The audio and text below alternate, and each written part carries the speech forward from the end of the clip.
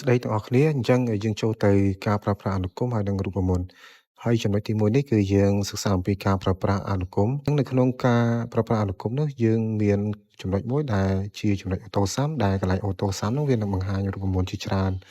បាទសម្រាប់ឲ្យយើងជ្រើសរើសសម្រាប់គណនាអញ្ចឹងទី1ដើម្បីប្រើប្រាស់function ហ្នឹងគឺយើងចុចទៅលើ formula tab ហើយបន្តមកទៀតយើងទៅមើលនៅក្នុងក្រុម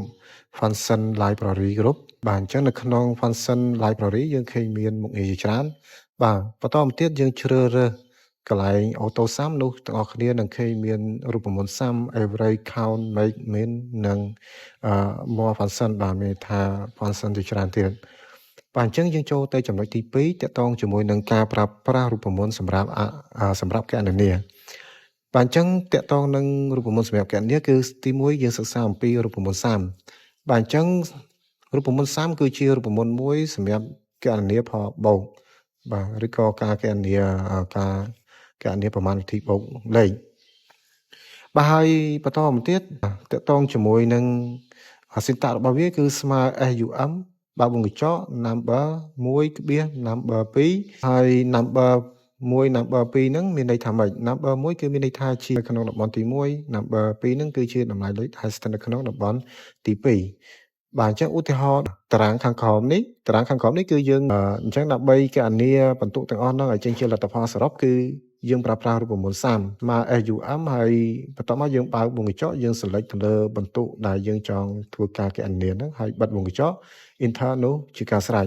រូបមន្ត average គឺជារូបមន្តមួយសម្រាប់គណនារកមជ្ឈិមភាគហើយ syntax នៃរូបមន្ត average គឺស្មើ average បើកវងកញ្ចក់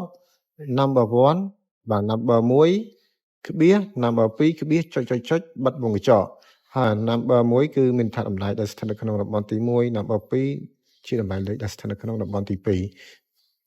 អញ្ចឹងឧទាហរណ៍បាទយើងមានតារាងបន្ទុកដូចគ្នាប៉ុន្តែយើងចង់រកមជ្ឈិមភាគគឺយើងស្មើ average ហើយយើង select លើបន្ទុកទាំង3មុខវិជាហ្នឹងមកគឺយើងនឹងឃើញជាមជ្ឈិមភាគទី3រូបមន្ត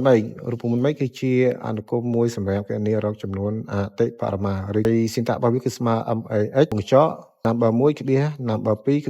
ចុចបិទកញ្ចក់អញ្ចឹង number 1គឺជាតម្លៃលេខក្នុងតំបន់ទី1 number 2ជាតម្លៃលេខក្នុងតំបន់ទី2ហើយជាមានតារាងឧទាហរណ៍ដូចគ្នាទី4គឺរូបមន្ត min បាទតកតងនឹងរូបមន្ត min គឺជាអនុគមមួយសម្រាប់គណនារកចំនួនបរមាឬក៏ចំនួនស្វែងរកចំនួនឲ្យតូចជាងគេបាទអញ្ចឹងsyntax របស់វាគឺស្មើ min បើកវងកញ្ចក់ number 1 number 2 ចុចបិទវងកញ្ចក់បាទវាហើយ number 1គឺតម្លៃលេខស្ថិតក្នុងតំបន់ទី1 number 2តម្លៃលេខស្ថិតក្នុងតំបន់ទី2យើងទៅឧទាហរណ៍នៅក្នុងកម្មវិធី Excel អញ្ចឹងខ្ញុំមានតារាងបន្ទុកមួយដែល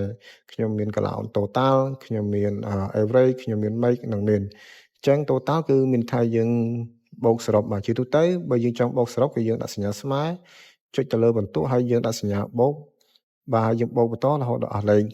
បាទប៉ុន្តែលើកនេះគឺយើងអត់ប្រើសញ្ញាបូកទេគឺយើងប្រើប្រាស់រូបមន្ត sum ហើយដើម្បីប្រើប្រាស់រូបមន្ត sum បាទគឺយើងស្មើ sum បើកវងកញ្ចក់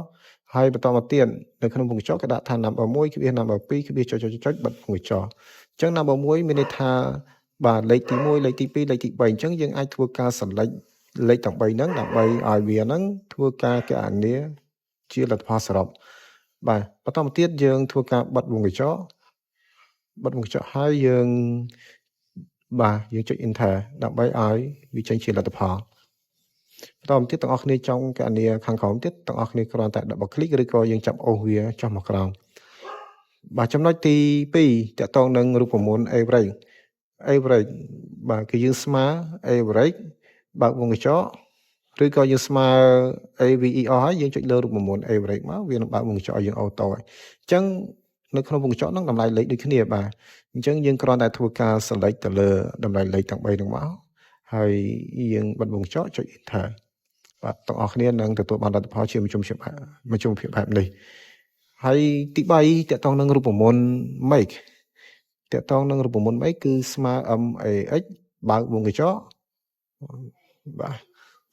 បើកវងកញ្ចក់ហើយ number 1បាទឬក៏ number 1 number 2ហ្នឹងដូចគ្នាតម្លៃលេខទី1ទី2ទី3គ្នាបាទអញ្ចឹងយើងគ្រាន់តែ select លើតម្លៃលេខទាំង3ហ្នឹងហើយបាទយើងចុច enter មកជាការស្រេចយើងទទួលបានលទ្ធផល ហើយយើងចាប់អូសវាមកក្របដូចគ្នាបាទហើយតកតងនឹងទី4រូបមន្តមេនគឺជារូបមន្តរកចំនួនដែលតូចបំផុតបាទអញ្ចឹងយើងស្មើ MIN បាទហើយចុចលើរូបមាន2ដងដើម្បីវាបើកវងកញ្ចក់អញ្ចឹងធ្វើដោយរូបមន្តមុនអញ្ចឹងបាទ number 1 number 2ហ្នឹងគឺយើង select ទៅលើលេខទាំង3ហ្នឹងមកបាទហើយយើងបិទវងកញ្ចក់ចុច enter បាទនោះយើងទទួលបានលទ្ធផលបន្ទុកដែលតូចជាងគេគឺបន្ទុក30ហើយបន្ទាប់មកយើងអាចធ្វើការអូសវាចុះមកក្រោមឬក៏ double click បាទអញ្ចឹងតកតងនឹងការគណនារូបមន្តទាំងអស់នេះគឺមានតែប៉ុណ្្នឹងបាទអញ្ចឹងវីដេអូនេះគឺមានប៉ុណ្្នឹងសូមអរគុណ